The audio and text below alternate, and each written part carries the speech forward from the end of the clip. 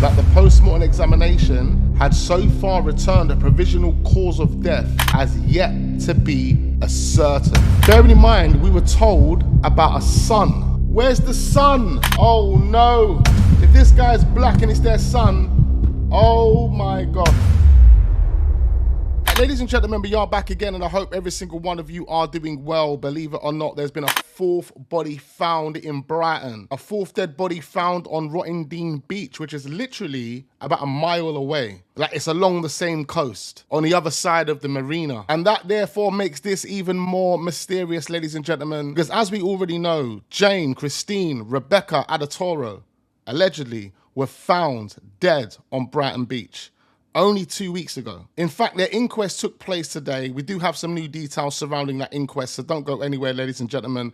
Hit that like button, subscribe to the channel if we're newly watching, and let's get into this article. All right, so we've got this headline here. Fourth body found in Brighton in 2 weeks after deaths of 3 sisters. It says here, a man was found dead on Brighton Beach as the city continues to grapple with the recent loss of 3 sisters whose bodies were recently recovered from the sea. That was just over 2 weeks ago. I can't believe it's been 2 weeks already. 2 weeks, and we still haven't been given a clearer understanding as to what's happened to these 3 women. It goes on to say here that the Sussex police said the man's body was discovered on Rotten Beach. Now we're going to take a look at how far Rotten Beach is from Brighton Beach. It says here that officers have remained at the scene. The place has been cordoned off while inquiries continue, and that's according to the Daily Mirror.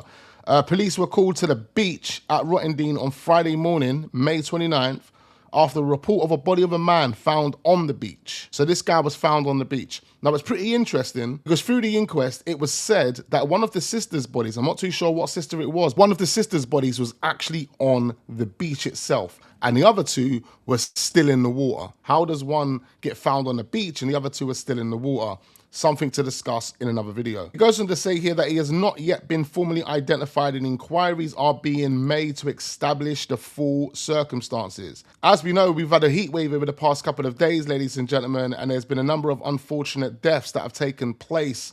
A number of teens who have sadly lost their lives. We've had 2 or 3 adults that have sadly lost their lives. But one thing we can say at this point, based on this article and various other ones that I've read, they're not linking it to the heat wave.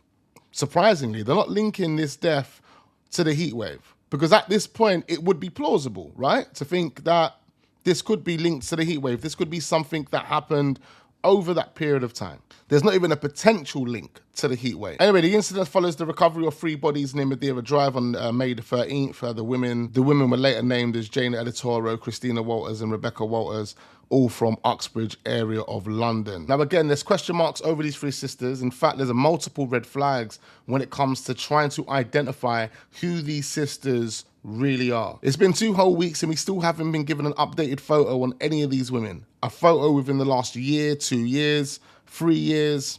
Make that make sense. Also, no friends have come forward to pay tribute, and that's what I find questionable. So there was a disturbing incident that took place in Sheffield over the heat wave, whereby a poor lady was shot outside a bar in Sheffield. She was a bystander, but immediately the next day, friends, genuine friends, come forward to speak about that poor woman that lost her life outside that bar. I mean, they're doing interviews with the media, telling us about her character, her personality, the type of person she really was. And a whole 2 weeks later, we haven't heard anything from the friends of 3 different women.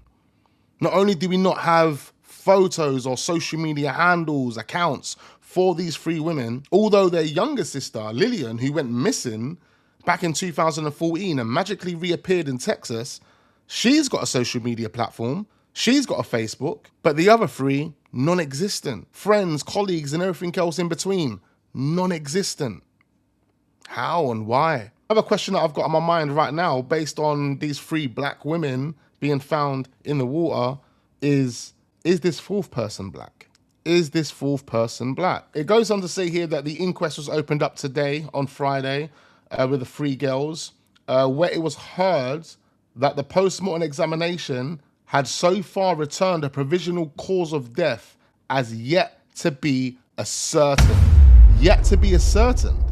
Yet to be ascertained. So that's more or less implying that they don't actually know. This kind of implies they are uncertain. They don't know. They can't be for sure. Can't be for sure, basically. They don't know if it was drowning or if they died from other causes. Now, as far as I've read, ladies and gentlemen, the case has been adjourned to October. We're not going to find out what's happened here until October, which means there'll probably be a further investigation taking place throughout this period until we get to that date. See, the father, Joseph, he didn't appear in court physically. He was on a video link, and he is the only one, ladies and gentlemen, that confirms to the authorities that those 3 women belong to him. They're his daughters. I think they might do further testing to make that determination themselves, because based on what we're being told, they can't even be certain that these girls drowned.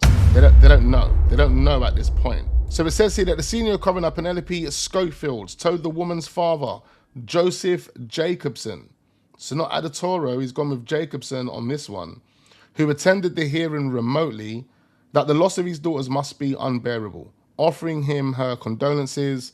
Statements read to the court confirms that Miss Adatoro was brought ashore by an RNLI crew and pronounced dead by paramedics at the scene. Christina Waters was recovered from the water, while Rebecca Waters was washed up on Brighton Beach. Both were also declared deceased by paramedics. How does one get washed up on the beach? See, as far as I'm being told, ladies and gentlemen, the emergency call got made at 5:45 in the morning. Now, when I dug in to try and find out what time the emergency services got there, it was mentioned about 6:10. So we're talking about 25 minutes. Not only is it questionable that the person who made the emergency call wasn't there to help these poor girls, but within 25 minutes, 3 of them have drowned and 1 of them have washed up on the beach within 25 minutes. Before I started recording, I was watching a video of some young guys on Brighton Beach at like 6 a.m. in the morning last year. It was bright as day. It was at a point where you would see loads of people. In fact, there were people in the water. There were people in the water. What I don't get is why there were no witnesses for these 3 girls. No witnesses. No one saw these girls. No one's come forward to say, yep, I see them. This is what they were doing. This is how they were acting. No CCTV to prove that they were walking along that beach. And then off the back of that, we have no colleagues, no friends, or no one in between that comes forward to pay their tributes. You know, forget the younger sister, forget the dad and the uncle and the stepmom and the auntie, who is the sister to the dad and the uncle.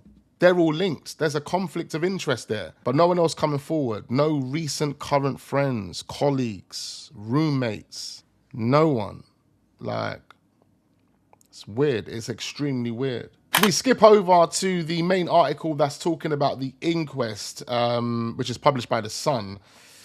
Yeah, I mean, they don't really tell us anything different from what we've already just read, to be quite fair. So what I want to do now is just switch over and look at the area where this 4th body would have been found. So right here, you can see my mouse, ladies and gentlemen. We've got Rottingdean Beach right here. Rottingdean Beach is a little tiny beach. I don't even think many people use it. They might do, but it comes across like a little secluded beach by itself on the same coast as Brighton Beach. Now, this is not far away. We're talking about 5 minutes in a car, maybe just a bit more than that. Like, this is Brighton Marina where you can see my mouse now. Right here where you can see my mouse here, this is where the girls would have been found. So this man that was found, ladies and gentlemen, he was found literally right where the girls were found. And these bodies could have all been together. They could have all been released together. We don't know. We don't know. We're speculating, of course. Bearing in mind, we were told about a son. Where's the son? Oh, no. If this guy's black and it's their son, oh, my God. I'm pretty sure there is a son, ladies and gentlemen, and we haven't heard anything from that son. We haven't seen him. We haven't heard from him. Nothing, but a 4th body has been found. This is getting extremely interesting. All right, let's leave it there. Just wanted to bring the new information to your attention. I need your thoughts, I need your opinions down below. Of course, there's people still looking into this, people trying to understand what has happened here. With this 4th body appearing, it makes things a whole lot interesting, doesn't it? Again, I need you to hit that like button, subscribe, Turn your notification bells on so you don't miss out on future videos. Got plenty more videos uploading, different topics, ones that are going to interest you, so don't go anywhere. I look forward to seeing you lot on the next one.